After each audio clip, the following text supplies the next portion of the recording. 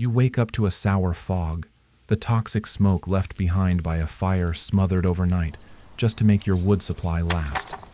Everyone is cramped together, sleeping upright in a box, believing the soot will drown anyone who lies flat. You are thirsty, but the water is contaminated. The only safe option is to drink thick, bitter beer, and the smell of rotting fish when you open the door hardly makes your morning any better. There are no paved streets, just black, sticky mud, along with a bunch of aggressive pigs. Step carefully. Infection from a single bite could kill you. You reach the canal. It stinks of black sludge choked with the raw human feces of 1,500 people. This is just a glimpse of the living conditions for an average citizen living in 1660s New Amsterdam, a small Dutch outpost that would one day be the richest city on earth. New York. You are not a citizen of a country. You are an employee of a corporation. This is a company town, owned and operated by the Dutch West India Company. The GWC logo is branded on the crates, on the flags, and on the cannons. You are here because you signed a contract, trading years of your life for a chance at profit. But the company controls the prices. The company appoints the director general. There are no elections here. There is only the council, and they answer to a board of directors thousands of miles away who have never seen the mud you are standing in. You watch your children grow, knowing that the moment they turn 7, their childhood is effectively over. In New Amsterdam, you don't send them to school, you send them to work. Take your son. You must legally bind him to a master craftsman. You sign the indenture papers, and suddenly he belongs to the blacksmith or the cooper. For the next 10 years, he lives under their roof, not yours, trading his youth to learn a trade through sweat and hard labor. And for your daughter, I have to go now. her reality is just as stark. You might send her to serve in another family's home, where her days are consumed by exhausting domestic chores. She isn't playing. She is scrubbing floors, spinning wool, and tending the fire. In this colony, there is no adolescence. At age 7, you look at your children and see the workforce that keeps New Amsterdam running.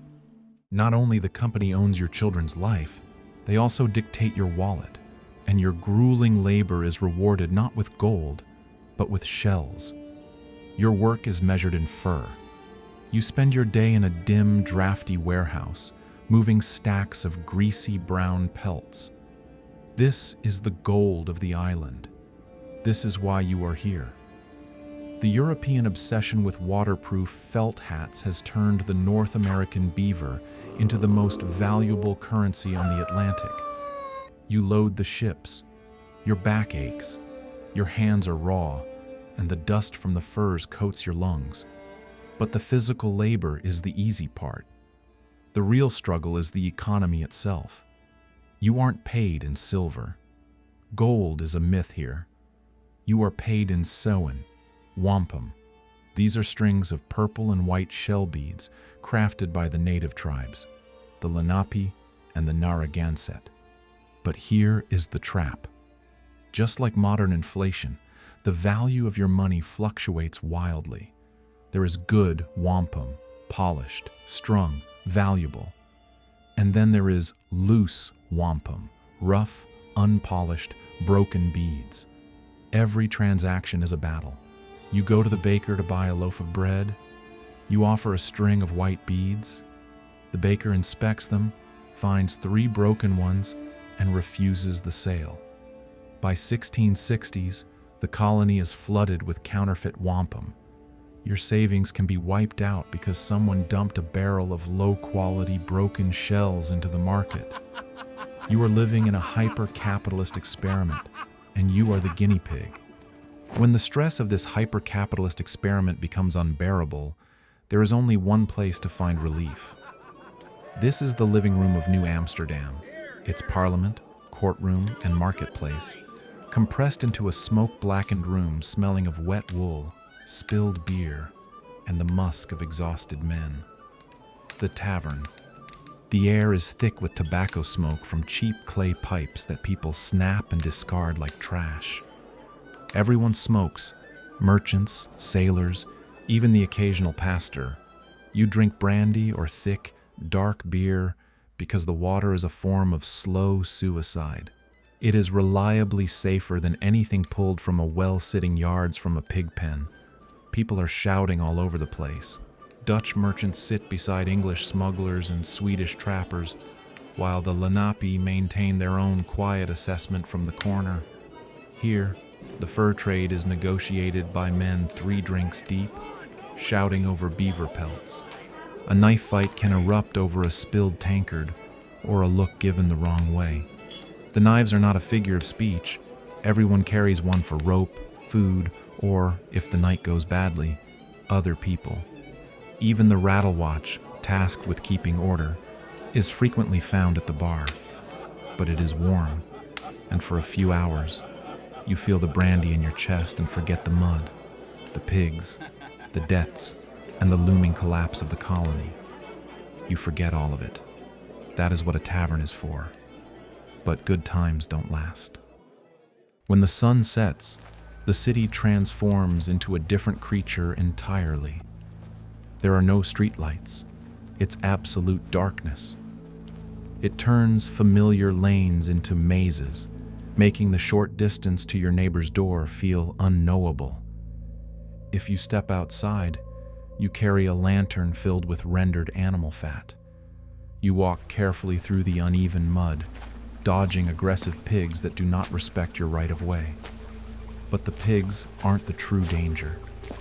What you fear most, almost superstitiously, is fire. Your house is made of wood. So is your neighbor's, leaning so close you can hear their arguments through the wall. Your chimney is just wood lined with clay, and that clay has been cracking since forever.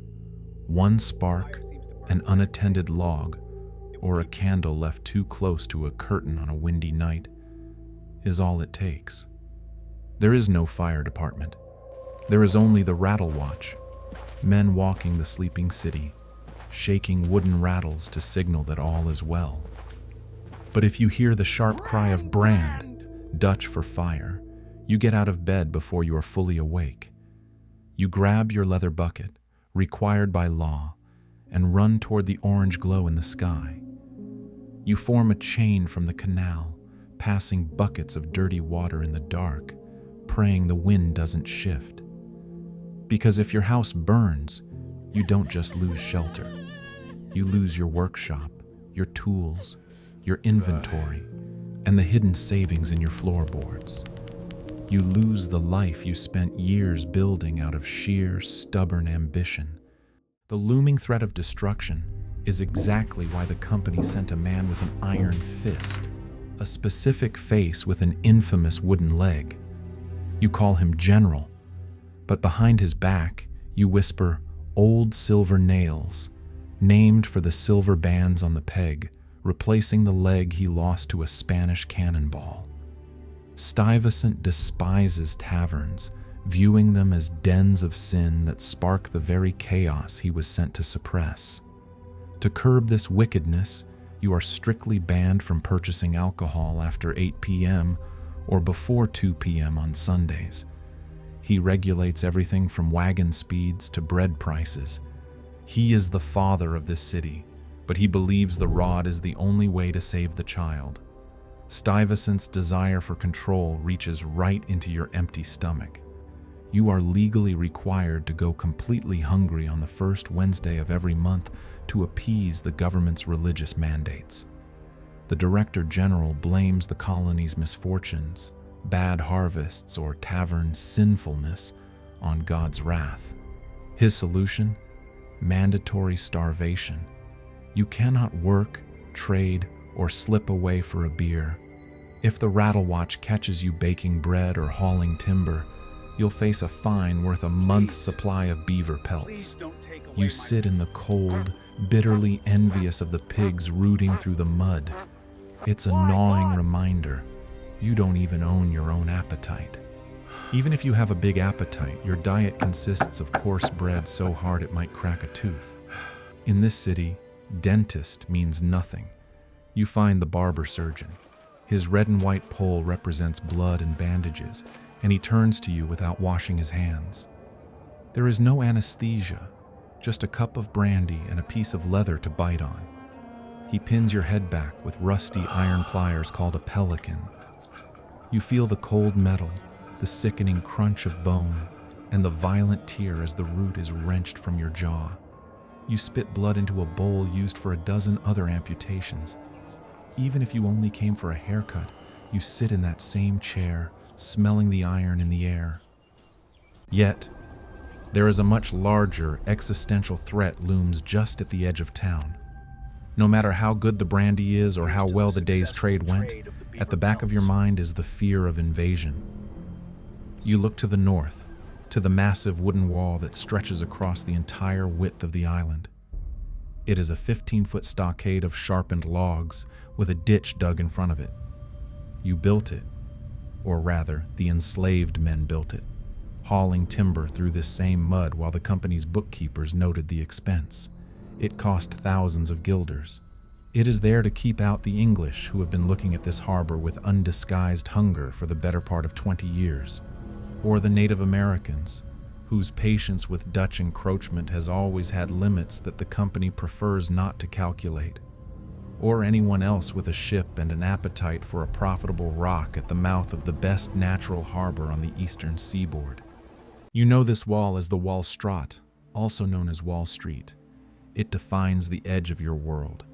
South of it, you are in the city. North of it, you are alone. By now, you might be wondering, how long can this last? A city built on oyster shells, run by a corporation, fueled by beer and beaver skins, defended by a wooden wall the pigs are quietly eating, governed by a furious man with a silver-banded leg, perched on the edge of a continent it only partially understands? The answer is, not long. The end comes not with a battle, not with a great siege or a heroic last stand. It comes not with a bang, but with a signature. Eventually, that lingering dread of an attack becomes a reality, but the final blow doesn't come from the forest, it comes from the sea. In August 1664, 4 English frigates appear in the harbor. Their cannons came out and pointed directly at your house. Stuyvesant wants to fight. He stands on the crumbling walls of the fort, the same walls the pigs have been undermining for years, and announces that he would rather be carried out dead than hand this city to the English. But you look at your wooden house, you look at your children, you look at your stash of wampum and everything you have built here in the mud. You are a peasant, not a martyr. You and your neighbors refuse to fight. You draft a petition in the careful and persuasive language of people who have been negotiating their entire lives. You tell the Director General that if he opens fire, the English will burn this city to the waterline, and none of you will have anything left worth saving. Stuyvesant reads it, tears the paper up, and puts the pieces back together. He surrenders. On September 8th, 1664, the flag came down. The Dutch tricolor is replaced by the Union Jack.